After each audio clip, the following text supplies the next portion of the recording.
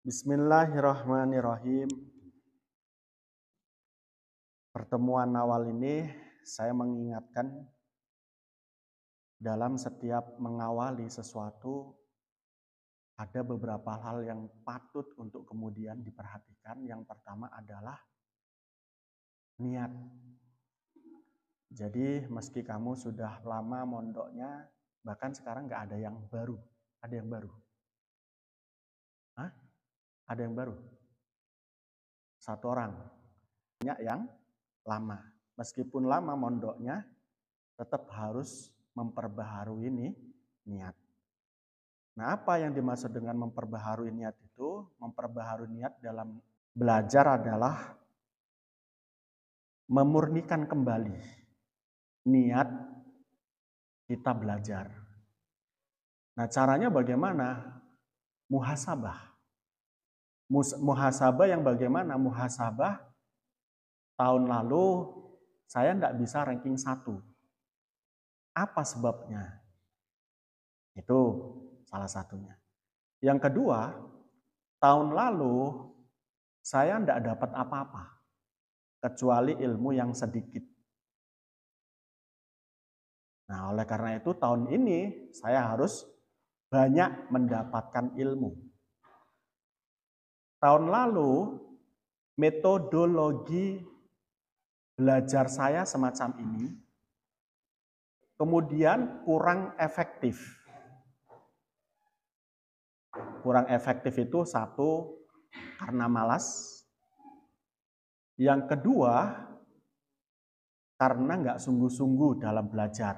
Nggak sungguh-sungguh dalam belajar itu bagaimana?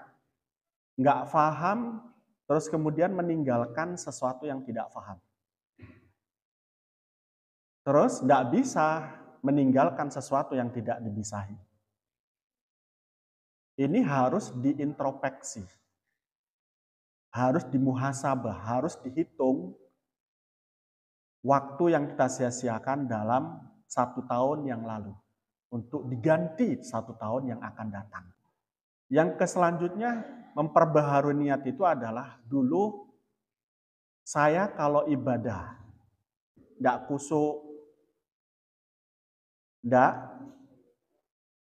menuhankan Tuhan dalam tanda kutip, nggak menuhankan Tuhan itu merasa dirinya nggak dilihat oleh Allah ketika ibadah. Terus tidak merasa bahwa ketika meninggalkan ibadah ada yang kurang. Itu sebabnya apa? Nah, ini semuanya tadi yang saya sebutkan harus diperbaharui niatnya dengan muhasabah itu. Sehingga ya, kita dalam kategori orang yang baik. Sebagaimana Anda hafal dan Anda pahami di dalam hadis itu, orang yang baik itu adalah orang yang hari ini lebih baik daripada hari kemarin. Itu orang baik. Orang yang nggak baik, maka sebaliknya. Hari ini sama dengan hari kemarin, atau hari ini lebih jelek daripada hari kemarin. Nah, itu sebabnya semuanya baik yang baru ataupun yang sudah lama mondok tetap perbaharui niat. Nah, yang paling penting daripada yang paling penting dalam niat adalah ayo, apa tujuan kamu mondok di pesantren selain beberapa hal tadi? Tujuan kita mondok di pesantren itu apa? Salah satu niat, salah satu tujuan ketika mondok di pesantren adalah izalatul jahal. Menghilangkan kebodohan. Kebodohan itu apakah kaitan terkait tentang adanya ilmu di dalam otak atau tidak? Atau yang lainnya? Kategori bodoh itu tidak hanya berkait tentang ilmu ada di dalam otak atau tidak. Lebih daripada itu, kemarin berakhlak atau tidak, kalau belum berakhlak, maka sekarang harus berakhlak. Kalau dulu di rumah punya etika, punya tata krama yang negatif, yang buruk, maka harus diganti pada saat ini. Etikanya ditambah dengan etika yang lebih baik lagi. Nah, itu izalatul jahal. Jadi bukan hanya menghilangkan kebodohan terhadap satu keilmuan, tetapi menghilangkan kebodohan terhadap akhlak-akhlak jahiliyah, akhlak-akhlak yang tidak baik, yang digantikan dengan akhlak-akhlak yang baik. Jadi orang dulu dikatakan orang jahiliyah itu bukan karena ilmunya tidak ada, tetapi tidak punya akhlak. Jadi jangan katakan orang jahiliyah itu tidak punya ilmu. Mereka sudah punya keberadaban tinggi. Kalau kita lihat zamannya Fir'aun punya arsitektur yang begitu hebat. Zamannya Nabi Muhammad juga sama. Punya keahlian-keahlian di dalam beberapa bidang. Salah satunya adalah kesusastraan. Tidak hanya itu saja, pertaniannya juga bagus waktu itu. Perekonomiannya juga bagus. Artinya mereka punya ilmu, tetapi mereka tidak punya adab, tidak punya tata krama, tidak memiliki satu etika. Tidak memiliki satu etika. Yang etika itu membentuk satu masyarakat yang berkebudayaan. Itu yang tidak ada di zaman jahiliyah. Kalau keilmuan, begitu mereka pintar-pintar. Nah, itu yang kemudian kita harus rubah pandangan izalatul jahal itu. Bahwa izalatul jahal itu menghilangkan kebodohan itu bukan hanya menghilangkan kebodohan terhadap ilmu, tetapi kebodohan terhadap tingkah laku yang negatif. Itu semuanya dihilangkan. Jadi kalau tahun kemarin belum punya ilmu, lagi pula belum punya akhlak yang baik, belum punya spiritual yang baik, spiritual itu ibadah, belum punya emosional yang baik. Emosional itu apa? Ya emosi kita itu, keinginan dan ketidakinginan yang baik. Jadi orang emosi itu, emosi yang labil atau emosi yang tidak stabil akan merugikan diri sendiri. Contoh, ketika Anda dalam proses belajar, terus kemudian banyak tugas. Ketika emosinya itu labil, tidak baik, pasti Anda tidak mengerjakan tugas itu. Tapi kalau emosi Anda baik, Anda pasti melakukan itu. Karena apa? Akan menganggap tugas itu adalah bagian daripada proses. Proses pengetahuan. Proses mendapat keilmuan. Terus kemudian, izalatul jahal itu juga kita maknai sebagai harus kita hilangkan kebodohan terhadap sosial. Sosial. Dengan kawan kalau kemarin itu kurang senyum, sekarang harus banyak senyum. Dengan kawan kalau yang kemarin itu banyak suudon, sekarang harus husnudon. Dengan kiai yang waktu itu kita nggak bisa husnudon, sekarang harus husnudon.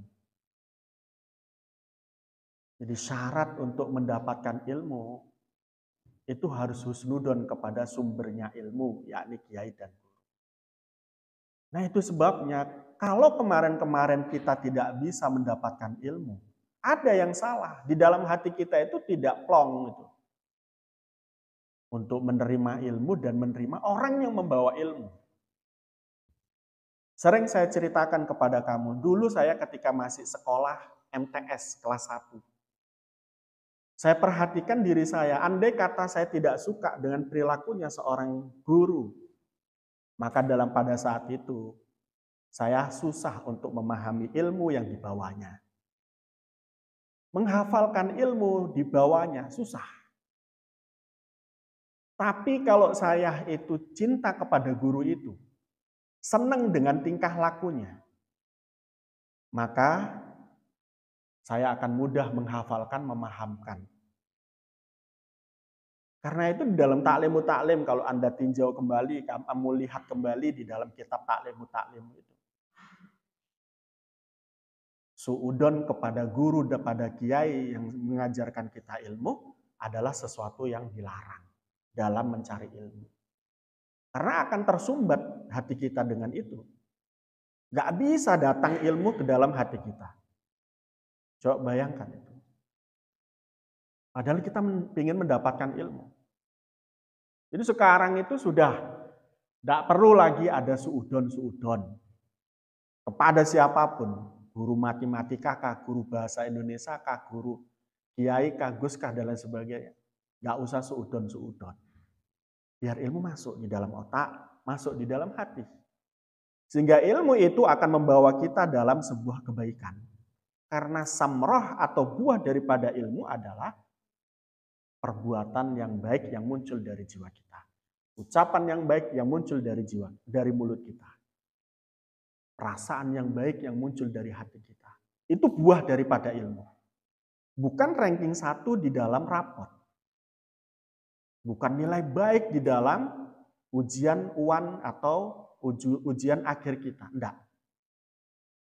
Ini semua dimulai dari sekarang.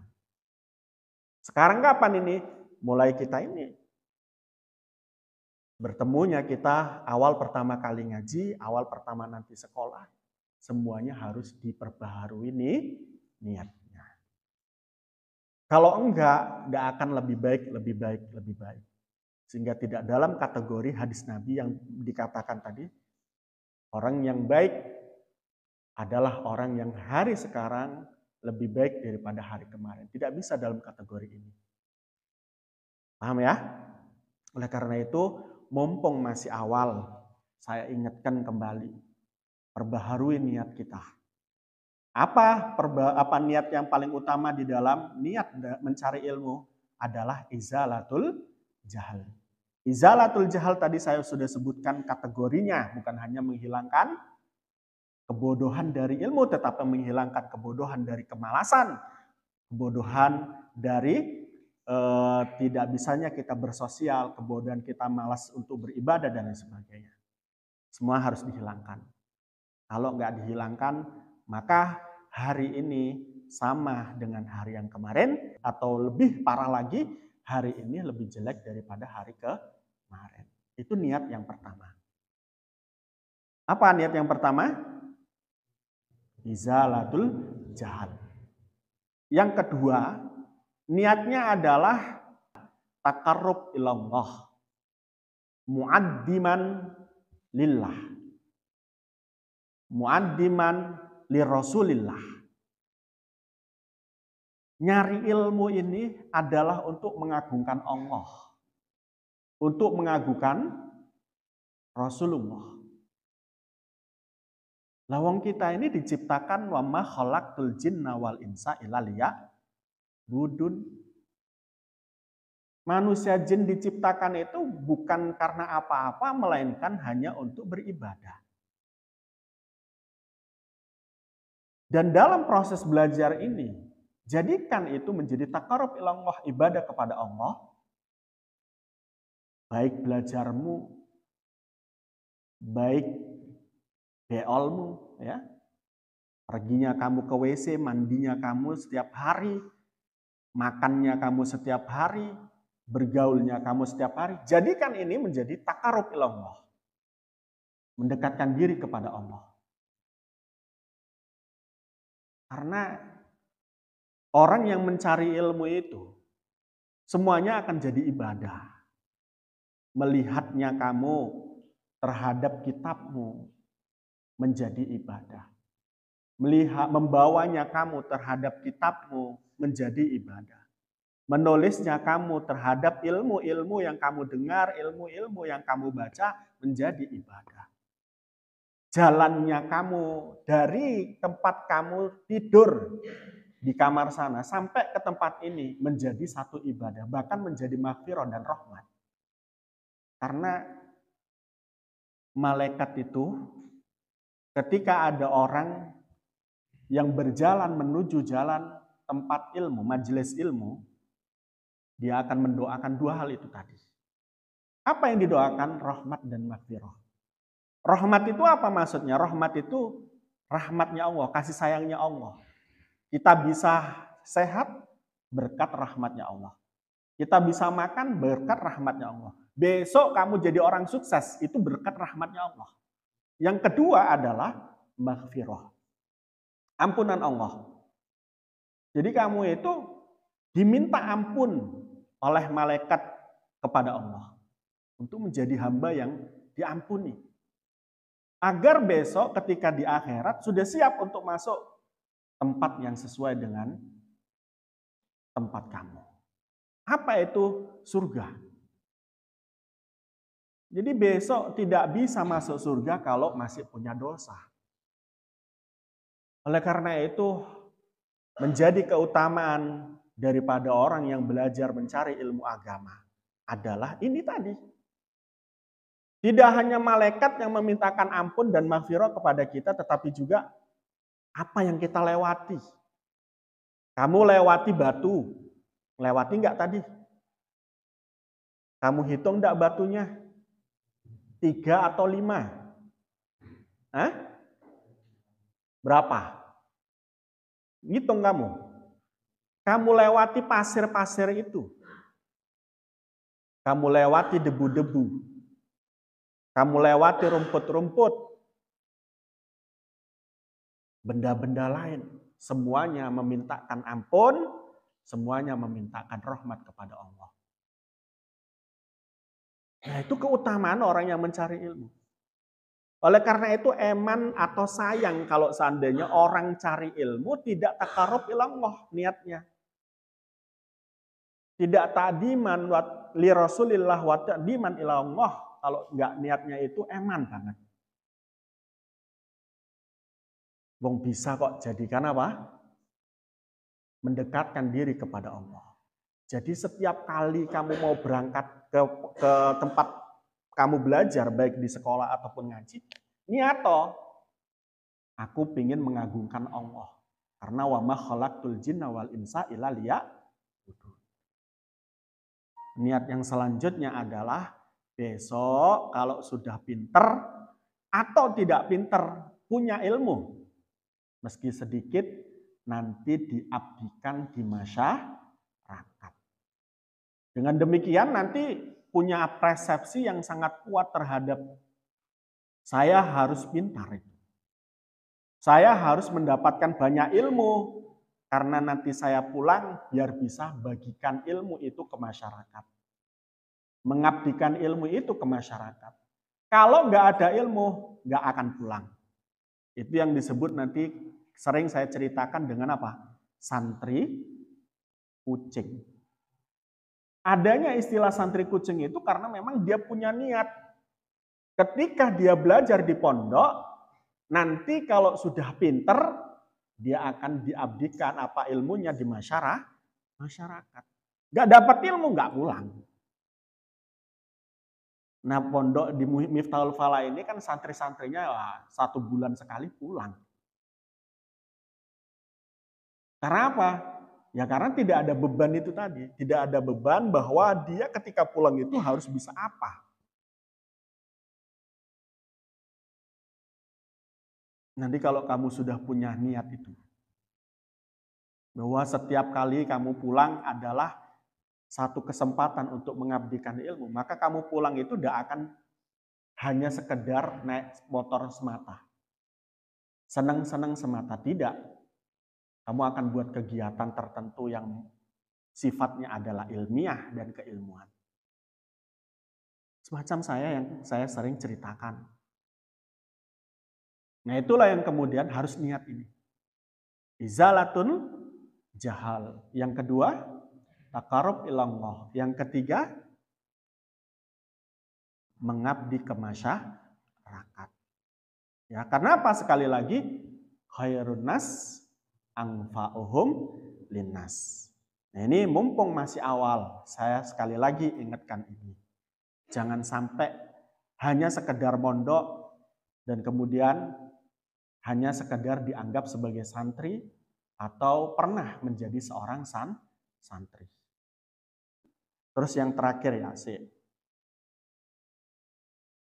dan tentunya kami mengapresiasi kawan-kawan yang dari SMP masih tetap mau masuk ke SMK masih di pondok ini. Karena hal tersebut bagian daripada